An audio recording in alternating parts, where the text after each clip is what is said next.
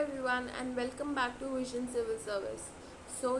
As we provide coaching for IAS, PCS and other competitive exams, you can visit us on our institute that is located at Sector 15 Noida, and you can also visit us through our website of Vision Civil Services. Okay, so when we talk about Vision Civil Service, we not only provide you coaching but also mentor you so that you can achieve your goal, okay, and reach your achievement or destination. And we also provide free demo classes for the students who want to enroll in our institute, and we also give weekend badges for the students who want to who can't join our institute regularly and want to take classes through weekends only. Okay, secondly, talking about our batches and our courses, we'll discuss you about that through our you know PDF, and we'll have a brief introduction of what we teach and what we are. We'll also discuss daily current affair today. So when we talk about Vision Civil Service, we have expert faculty with us who are experienced, and our director is Anil Kumar sir. He has been in this field for many years. You can also visit our website, and the website is mentioned here.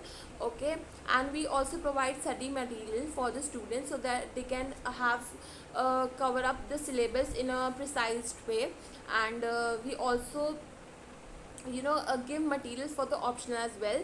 Talking about prelims, we give in-depth coverage to all the topics. We also provide papers, mocks for the mains as well, and we also focus on essay writing, CSAT and other aptitude tests so that you can clear your prelims very easily. ठीक है, we have mock tests for prelims as well so that you can improve your performance before your prelim exam. We have main test series. We also provide optional subjects like history, geography, political science, IR, sociology, etc. You can visit us and we can discuss about everything about the fee structure, about the mentorship, etc. And we also provide interview guidance to the students who clear their mains and go on for the interview. When we talk about today's session, we'll talk of daily news analysis of 23rd September 2024. In this, we'll be talking about if we talk about the syllabus division of this. First, we'll be talking about the international relations topic, in which we'll discuss Quad and its initiatives. Second, we'll talk about the prelim facts like of UP, Rajasthan, MP and various cases held there. Next, we'll talk about Indian economy and we'll cover various pitfalls of GDP.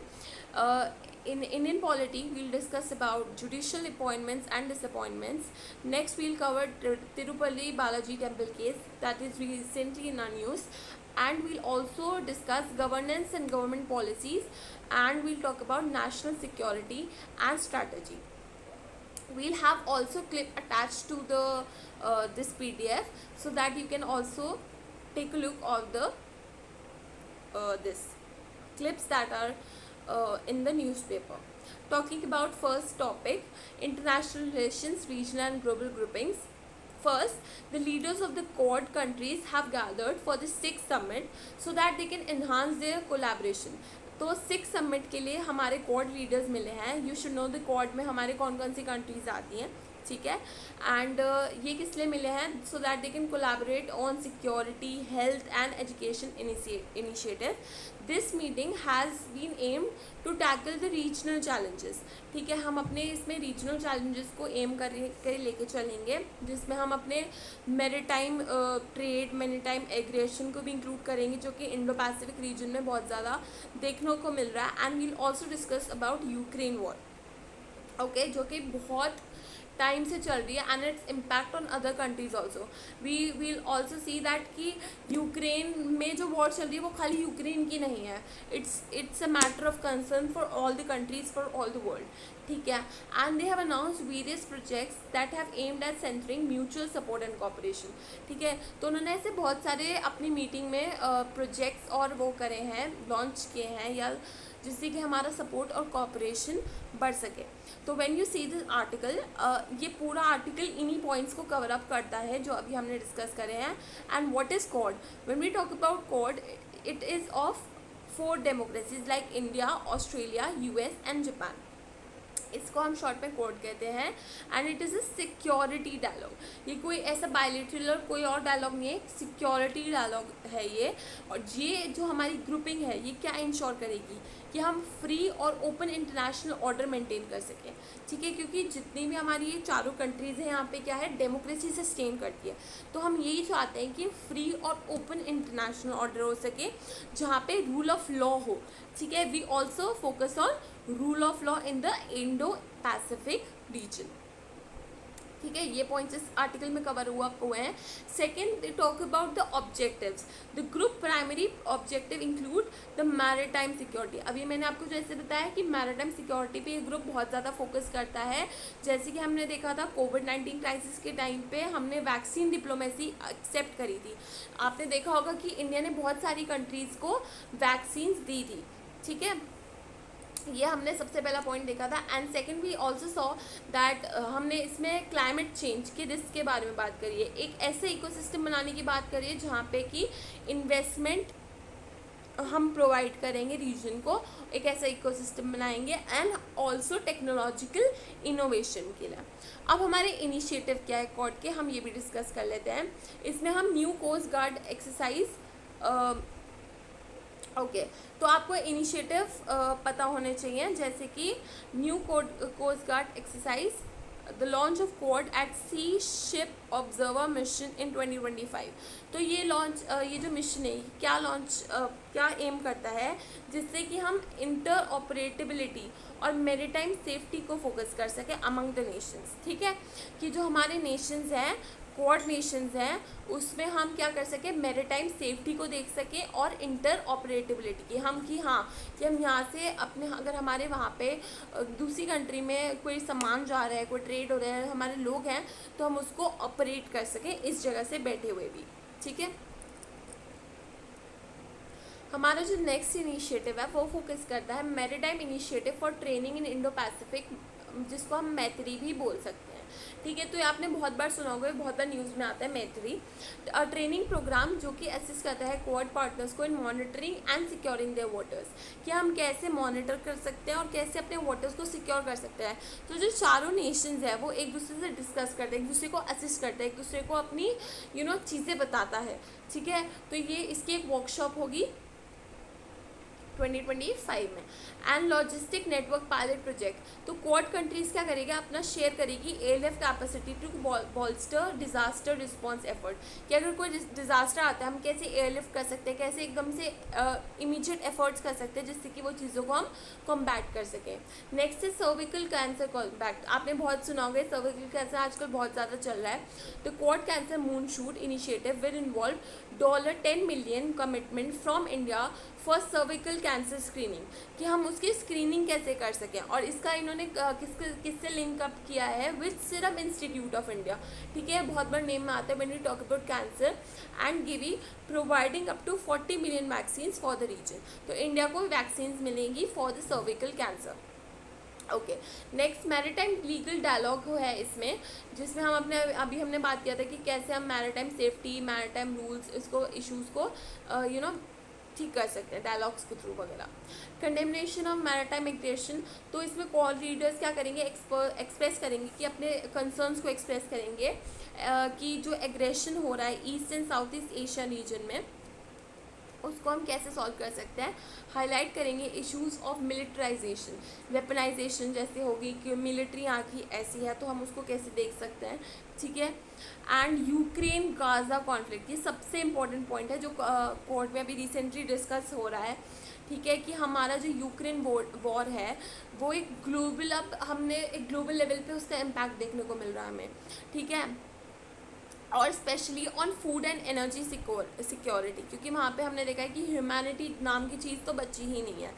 इससे हमें पता लगता है कि हमें एक increase humanitarian add देनी पड़ेगी गाजा को। तो ये क्वाड कंट्रीज़ ये भी डिस्कस कर रही हैं। एंड क्वाड फेलोशिप एक्सपेंशन, कि हम अपने क्वाड को की जो फेलोशिप है उसको कैसे एक्सपैंड कर सकते हैं। The fellowship for stem education, ठीक है, स्टेम एजुकेशन आपको एक बार देखना पड़ेगा कि क्या है, इसके बारे में थोड़ा सा आपको डिटेल में पढ़ना पड़ेगा। has been expanded to include 50 scholarships worth $500,000। Okay, इतने स्टूडेंट्स को इन्होंने ये स्कॉलरशिप देने के लिए बोला है for pursuing studies in government funded technical institution in India. तो ये फेलोशिप भी मिलेगी। ओके, अब हमारा सिग्निफिकेंस क्या हो जाता है क्वाड का, ये भी हमें पता होना चाहिए कि क्वाड हमारे लिए इतना इंपॉर्टेंट क्यों है। ये हमारा क्या कर रहा है, काउंटर कर रहा है चाइना को। आपको पता है क्वाड का मेन इनिशिएटिव क्या है कि ये हमारे जो चाइना के इकोनॉमिक और मिलिट्री का जो राइज बढ़ रहा है उसको रोकने के लिए। हमने रिसेंटली पढ़ा होगा जैसे इंडिया का है स्ट्रिंग ऑफ पर्ल्स, वैसे ही उसका है डायमंड। तो चाइना क्या कर रहा है, इंडिया को कवर अप कर रहा है चारों तरफ से, ठीक है, जिससे वो इंडिया पे अपनी डिप्लोमेसी बना सके। तो वैसे ही क्वाड का मेन इशू क्या बन जाता है कि वो चाइना को काउंटर करना चाहता है, whether it be through its borders और whether its be through trade और कुछ भी ऐसी स्ट्रैटेजिक और वो चीज़ें लगा के जिससे कि वो उसको रोक सके, उसकी डेवलपमेंट या उसकी जो ग्रोथ हो रही है उसको रोक सके। For a free and open Indo Pacific reason, obviously सारी कंट्रीज़ यही चाहती हैं कि हमारा फ्री ओपन इंक्लूसिव एक रीजन बने, इंडो पैसिफिक रीजन बने, ठीक है, और चाइना का जो एग्रेशन है वो इस रीजन तक नहीं फैल पाए। India as a net security provider, India का रोल बहुत ज़्यादा बढ़ जाता है इंडो ओशन रीजन में, ठीक है, एंड इंडो पैसिफिक रीजन को मेंटेन करने में। In this perspective Quad provides a Indian platform to enhance security through partnership in the region. तो इंडिया का रोल वही सबसे ज़्यादा बढ़ जाता है क्योंकि इंडिया सबसे ज़्यादा इसमें सिक्योरिटी पर्सपेक्टिव से मेजर रोल प्ले कर रहा है। Multipolar world, India has supported multipolar world and quad can help in achieving it's ambition of becoming a regional power. India क्या बनना चाहता है, एक multi polar world order support करता है, और क्वाड उसकी इस चीज़ में रीजनल सुपर पावर में, मतलब एक एशियन रीजन में, साउथ एशियन रीजन में रीजनल सुपर पावर बनने में क्वाड उसकी हेल्प कर रहा है। ओके, पोस्ट कोविड डिप्लोमेसी में भी हमने देखा है कि क्वाड का काफ़ी अच्छा रोल रहा है। ओके, तो अगर हम मेंस का देखें तो आपको ये क्वेश्चन ध्यान रखना पड़ेगा, अगर आपको ये क्वेश्चन आता है तो इसमें आपको क्वाड के बारे में डिस्कस करना है and you have to solve this question. Okay, please solve this question and do discuss it with us. Next, अगर हम प्रीलिम फैक्ट्स की बात करें तो जैसे अभी हमने देखा है UP, Rajasthan and MP tops in cases of atrocities on Dalits. Dalit atrocity तो अभी भी कम नहीं हुई हैं, इसके जो ये नंबर्स हमने देखे हैं, इतने केसेस आए हैं अभी रिसेंटली राजस्थान में, मध्य प्रदेश में, ये तो बढ़ते ही जा रहे हैं। इसमें हमने देखा है शेड्यूल ट्राइब ऑफ इंडिया में मतलब 13 ऐसी स्टेट्स हैं जिनमें हमने देखा कि बहुत ज़्यादा ये एट्रोसिटीज़, ये जो गलत उनके अगेंस्ट जो चीज़ें चल रही हैं बहुत ज़्यादा बढ़ रही है। It underscore declining convention rate and emphasising the urgent need for target intervention. इससे हमें पता लगता है कि हमें टारगेट लेके इंटरवीन करना पड़ेगा इस चीज़ में। गवर्नमेंट को ऐसे कुछ चीज़ें, ऐसे कुछ स्टेप्स अपनाने पड़ेंगे जिससे कि हम इस जो एट्रॉसिटी है, जो गलत हो रहा है उनके साथ, उसको हम रोक सकें। क्योंकि कम्युनिटीज़ को थोड़े से सपोर्ट और थोड़े से गवर्नमेंट उसकी ज़रूरत है कि हाँ, गवर्नमेंट इंटरवीन करके उनको सपोर्ट दिखाए एट ग्रास रूट लेवल्स, खाली बोलने पे नहीं, ठीक है। अगर हम नंबर्स की बात देखें, इन 2022 97.7 रिपोर्ट्स हमने देखी है शेड्यूल कास्ट की 13 स्टेट्स में, विद यूपी अकाउंटिंग 23.78%। यूपी तो नंबर 1 पे रहता है इन चीज़ों में। एंड एससीज पे ये देखा हमने, प्रिवेंशन ऑफ एट्रोसिटीज़ एक्ट के अंडर भी बहुत सारे केसेस हैं। एमपी में हमने हाईएस्ट नंबर ऑफ केसेस देखे हैं ड्यून शेड्यूल कास्ट के अगेंस्ट। फिर हमने देखा है कि convention rate for SC/ST decline 2022 में हुआ था। स्पेशल कोर्ट्स को ट्रायल करने पड़ेंगे जिससे कि हम जल्दी से इन केसेस को रिव्यू कर सकें, and special cells, protection cells बनाने पड़ेंगे। एड्रेस कंप्लेंट्स, उन पुलिस स्टेशंस में उनको कंप्लेंट जल्दी से लेनी पड़ेगी जिससे कि इन चीज़ों पे इमीडिएट एक्शन लिया जा सके। When we talk about this question, you need to answer this question.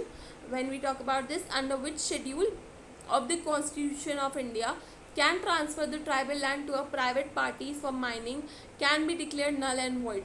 तो कौन से शेड्यूल के अंदर ये नल एंड वॉइड डिक्लेयर किया जाता है कि अगर हम कोई भी ट्राइबल लैंड को किसी भी प्राइवेट पार्टी को ट्रांसफ़र करेंगे फॉर माइनिंग, तो वो नल एंड वॉइड डिक्लेयर होगी। It is under the 5th schedule.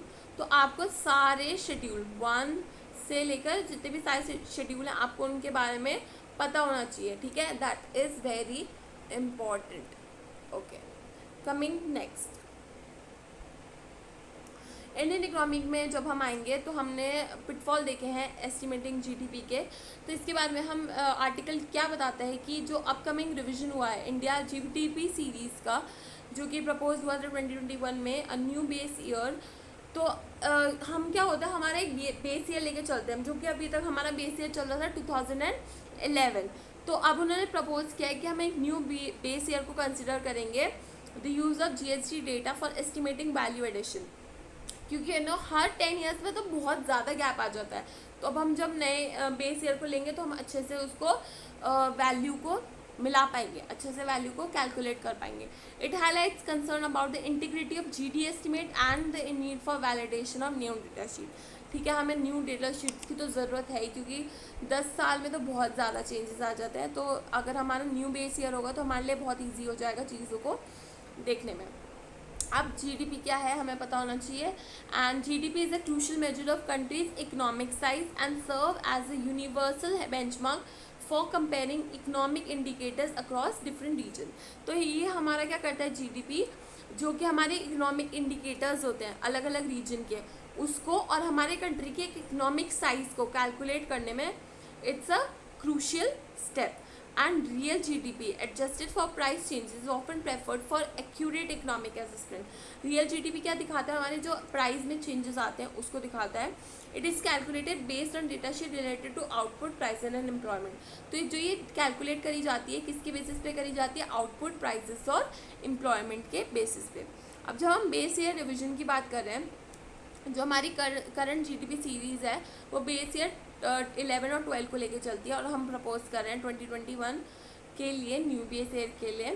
And major data set for the revision are mostly available except for census database. Census भी आपको पता है हर 10 ईयर में लिया जाता है। And the NSO plans to use GST data to estimate value addition, replacing the previous Ministry of Corporate Affairs database for the private। तो इन्होंने भी अपने उसमें रिप्लेस करने के लिए चीज़ों को एस्टिमेट किया है। रैशनल फॉर चेंज क्यों चाहिए हमें? The MC 2021 database was introduced during the last revision of 2000 base year, while the annual survey of industry was the main source for estimating manufacturing value added। देखो manufacturing जो हमारी industries है वो सब तो चेंज होती रहती है, बट हम जो बेस ईयर लेके चल रहे हैं वो तो बहुत पुराना है। उसकी वजह से क्या होता है कि हमारी जो डेटा शीट्स है वो कहीं भी मैच नहीं करती है, हमारे जो सर्वे हैं उसमें जो प्रॉब्लम्स आ जाती है। ठीक है, तो इसके लिए हमें ये ज़रूरत है इसकी। Okay, Next is defense of new estimate. The NSO defended new estimate by claiming that they utilize a more extensive database and improve estimation method that in line with international best practices. तो अगर हम new estimate को follow करेंगे तो हम international practices international estimation method से भी rely कर पाएंगे. Next is evidence of overestimation. कई बार ऐसा हो जाता है कि हम ना overestimate कर देते हैं ड्यू टू वेरियस चीज़, जैसे कि हम GVA और ग्रॉस फिक्स कैपिटल फॉर्मेशन, ठीक है, इन सब चीज़ों को रिलेट कर देते हैं या इन सब चीज़ों को मिक्स कर देते हैं। उसकी वजह से क्या हो जाता है, कई बार ओवर एस्टिमेशन भी हो जाता है। Caution of GST data utilization, इससे क्या होगा कि हम evidence highlight the need of caution in using GST data for GDP x-ray. तो इसमें हम वो कर देखेंगे कि हम कितना हमें लेके चलना है कि हम कितना जीएसटी डेटा को यूज़ करें जिससे कि हम जीडीपी के एस्टिमेशन सही तरीके से कर सकें। तो उसके लिए एक मेथड होना चाहिए, उसके लिए एक वार्निंग होनी चाहिए कि हाँ इतने से इतना आपको यूज़ करना है, इतनी ये मेथडोलॉजी होनी चाहिए, ये डेटाबेस होना चाहिए, उस सब चीज़ों के बारे में पता होना चाहिए जिससे कि एक रिलायबल डेटा हमारे पास आ सके। ठीक है, while GST data has potential to enhance GDP estimation due to its comprehensiveness, its lack of transparency poses challenges। देखो ट्रांसपेरेंसी नहीं है GST उस पर, तो इससे क्या होता है GDP एस्टिमेट में कई बार चैलेंजेस आ जाते हैं कि वो वैलिड है या नहीं है। ठीक है, उसकी वैलिडिटी पे क्वेश्चन आ सकता है। तो systematic analysis and cross validation bye independent agency essential हो सकती है जिससे हम एस्टैब्लिश कर सके एक validity on the based on GST data. And NSO may consider reverting to ASI for estimating GDP in the manufacturing sector as to how more timely and available use for use. Okay. Next आपको एक question देखना है जिसमें आपको difference between computing methodology of India's domestic product before the year 2015 and after ये आपको solve करना है. Okay, moving forward we have, I hope आपको अच्छा लग रहा होगा session, and please like share और सब्सक्राइब तो करना मत ही भूलना. हम आपके लिए बहुत ज़्यादा मेहनत करते हैं कंटेंट लाने के लिए. इसको एक PDF फॉर्म में बनाने के लिए भी आपको पता है बहुत मेहनत लगती है आपको एक ऐसे फॉर्म में देने के लिए जिससे आपको ज़्यादा उसमें घुसना ना पड़े. ठीक है, आपको एक अच्छे से फॉर्मेट में हाँ सारी चीज़ों की नॉलेज मिल जाए, आपका टाइम भी बचे. So please do support us for this.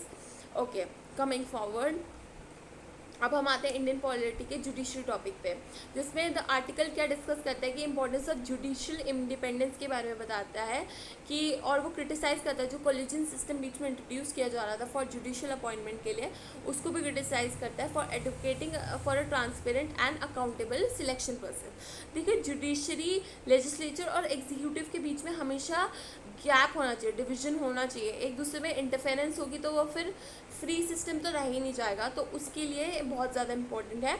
और ये also emphasize the need for reforms to ensure that judiciary integrated and public trust. अगर जुडिशरी की इंटीग्रिटी नहीं होगी मेंटेन तो पब्लिक उस पर ट्रस्ट कैसे कर पाएगी. तो उसके लिए बहुत ज़्यादा इंपॉर्टेंट हो जाता है.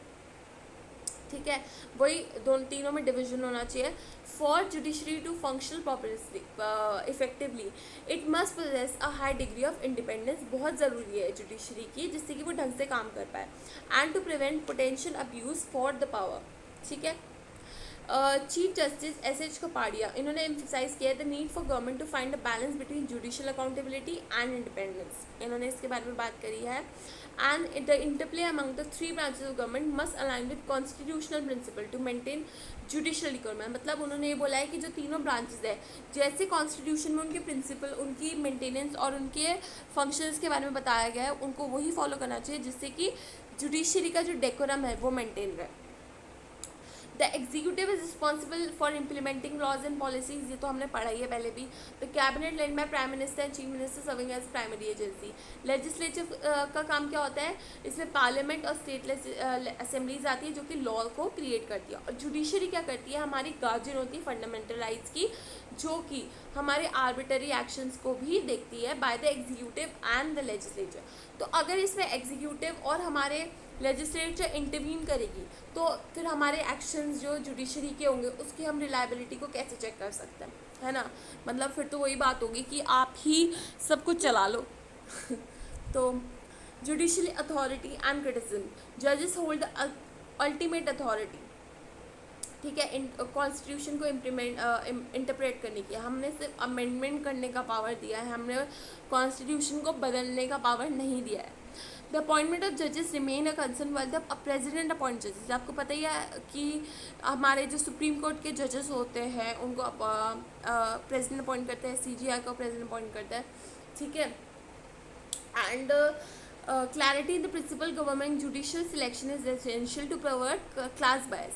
ठीक है, तो उसमें कोई बायसनेस ना हो, तो इसके लिए उनकी प्रिंसिपल, उनकी जो इंडिपेंडेंस है उसके लिए बहुत ज़्यादा ज़रूरी है. एमर्जेंस ऑफ कोलिजियन सिस्टम, ये आपको पता होगा बीच में कोलिजियम का आया था जिसको इंट्रोड्यूस किया गया था, जिसको सुप्रीम कोर्ट ने बाद में स्ट्रक डाउन भी कर दिया था. इससे क्या हो रहा था कि उनकी जो ट्रांसपेरेंसी और अकाउंटेबिलिटी थी उसमें थोड़ी दिक्कत आ रही थी. Need for reform, the union minister proposal to replace the collegium system with commission has raised the question about its structure and accountability. And अगर हम बात करें, अगर हम न्यू कमीशन देखें तो it must possess high standing comparable to the prime minister और the supreme court जज with the chief justice of India as its chairman. तो इनको एटलीस्ट ये तो इंक्लूड करना पड़ेगा जिससे वो ये देख सकें कि ये जो हमारी बॉडी है ये ढंग से काम कर रही है, इंडिपेंडेंट है फ्रॉम एनी बायस और गवर्नमेंट के किसी भी दखलंदाजी से, एंड शुड इंश्योर दैट कि इंडिपेंडेंस और इंटीग्रिटी उसकी मेंटेन रहे. ये इम्पोर्टेंट इसलिए भी है कि हम पब्लिक का उसमें एम्प्लॉयमेंट दिख सके। अगर हम ये देखेंगे कि अगर गवर्नमेंट इंटरवीन करेगी तो पब्लिक हमारे कोर्ट्स पे भी रिलाई नहीं कर पाएगी ना, उनको इन तो लगेगा ही नहीं कि ट्रांसपेरेंट है, तो पब्लिक का तो इनपुट इसमें ज़ीरो हो जाएगा फिर। तो इसके लिए बहुत ज़्यादा इम्पॉर्टेंट है कि हमारा जो जुडिशरी हो वो इंडिपेंडेंट बॉडी की तरह ही काम करे। When we talk about this question, statement question है, the 44th Amendment of the Constitution of India introduced an article placing the election of the Prime Minister beyond judicial review. क्या statement ठीक है गलत है? And when we talk about the Supreme Court of India struck down the 99th Amendment of the Constitution as being violating of judiciary. तो क्या है 99 amendment जिसमें हमने NGAC के बारे में डिस्कस किया था, ओके तो वो है 99 अमेंडमेंट हमारा, उसको सुप्रीम कोर्ट ने स्ट्रक डाउन किया है। तो सेकंड स्टेटमेंट हमारी ठीक हो जाती है एंड फर्स्ट स्टेटमेंट हमारी गलत हो जाती है।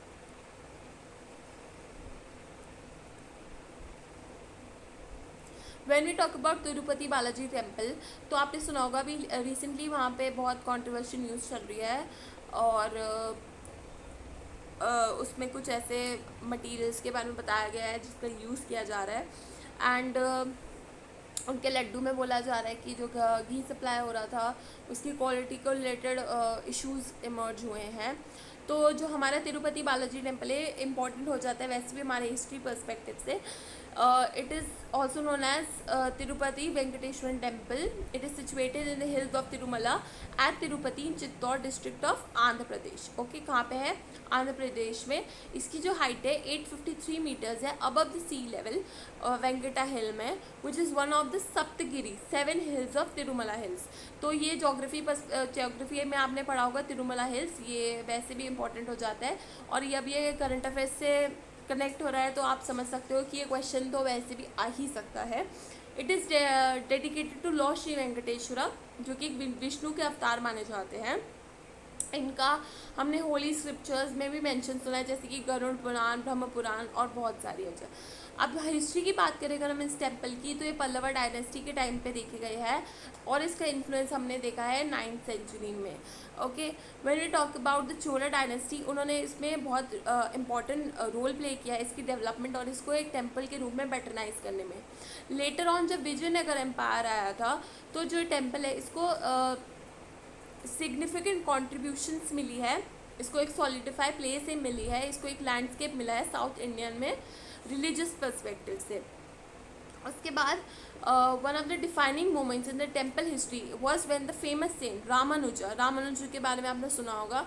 इन्होंने एक बहुत ज़्यादा इंपॉर्टेंट रोल प्ले किया है इस टेम्पल को डिफाइन करने, मतलब इस टेम्पल की हिस्ट्री में and its rituals in the 12th century. It is one of the richest temple in the world in terms of donation received and wealth. ठीक है, इसको सबसे ज़्यादा डोनेशन और वेल्थ मिलती है हमारे कंट्री में भी और वर्ल्ड में भी। A popular practice in the temple is the donation of hair and various riches in order to please the God. So ये सारे जो पॉइंट्स हैं ना ये आपके हिस्ट्री पर्सपेक्टिव को अगर हम कनेक्ट करके बोले तो बहुत इंपॉर्टेंट हो जाता है करंट अफेयर और हिस्ट्री के पर्सपेक्टिव से। अब वहाँ पे जो तिरुपति लड्डू है वो प्रसाद में दिया जाता है जो कि एक GI टैग भी है। सो ये बहुत इंपॉर्टेंट पॉइंट है जो कि आपको ध्यान में रखना है, GI टैग वाला। अब अगर हम टेम्पल आर्किटेक्चर की बात करें जो आपका हिस्ट्री में कवर अप भी होता है आर्किटेक्चर वाला पॉइंट, तो टेम्पल का जो आर्किटेक्चर है वो है द्रविडियन आर्किटेक्चर और इसको कम से कम 300 साल 300 AD में कंस्ट्रक्ट किया गया था। 3 एंट्रेंसेस हैं इसकी, टू द स्कैंटम स्कैटोरम जो कि हमारा मेन होता है गर्भ जिसमें मूर्ति को प्लेस किया जाता है, which is also called the महावरम।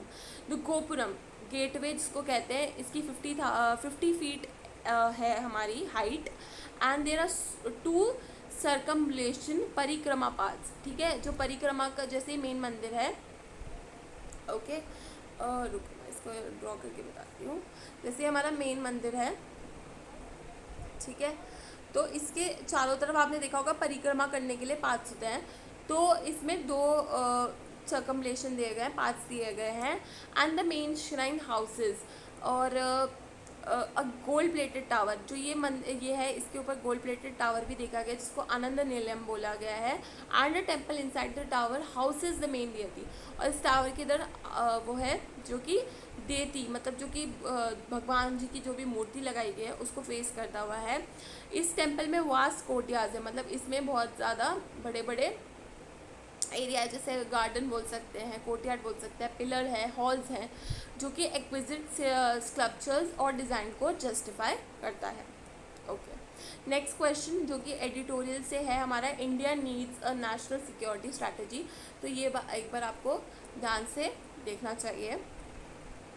Okay, and governance and government policies पे जब अगर हम आते हैं तो ये दो क्वेश्चंस हैं जो कि आपको प्रैक्टिस करने हैं, इससे रिलेटेड है।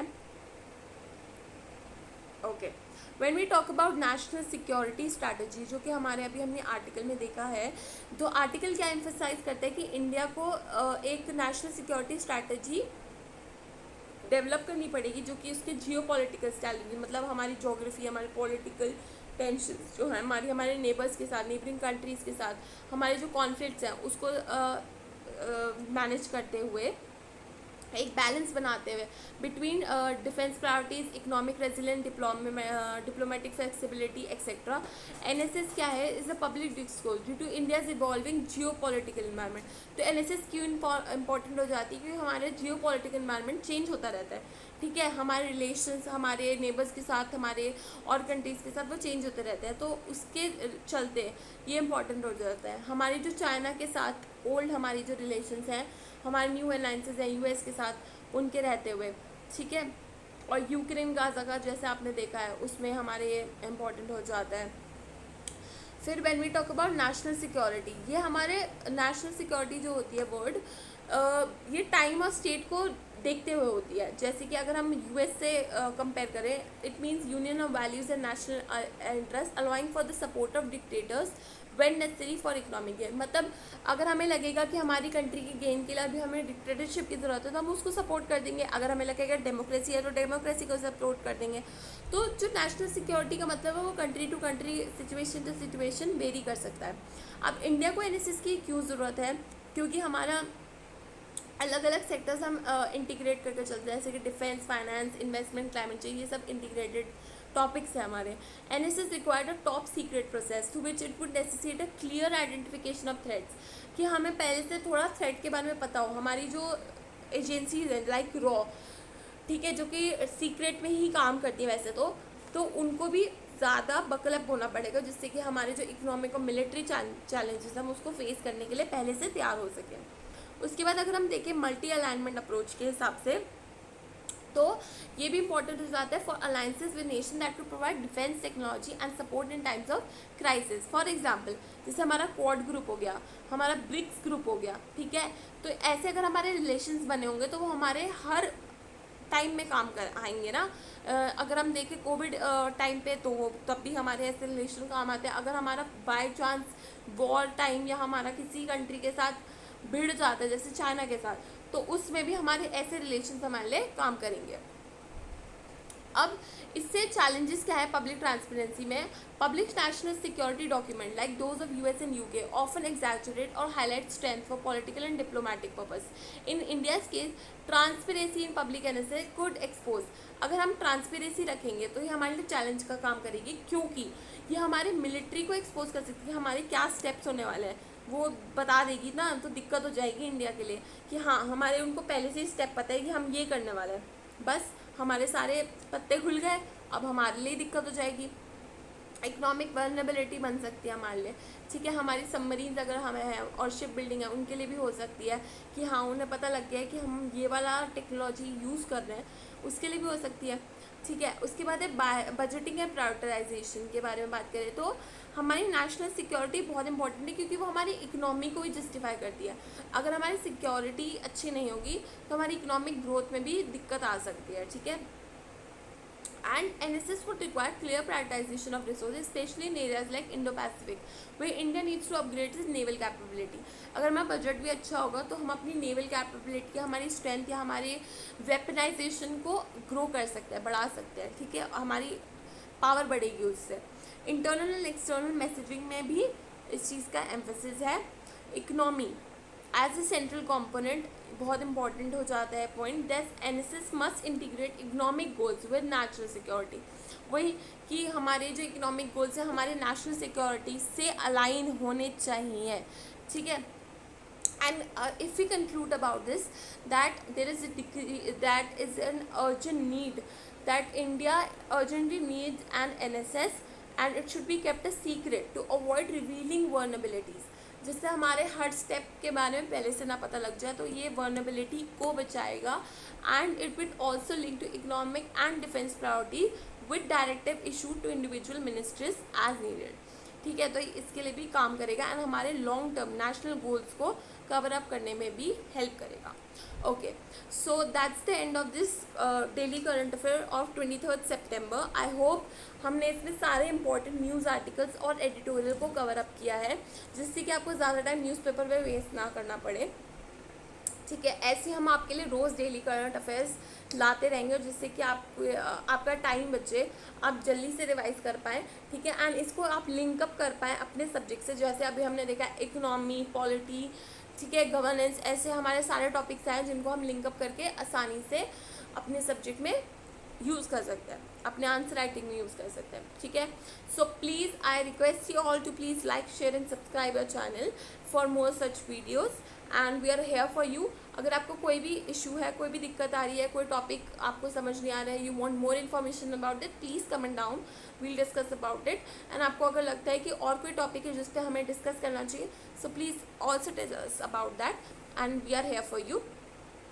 Do visit our website also for fresh updates, and thank you, Lakshita this side, and I hope we'll meet soon.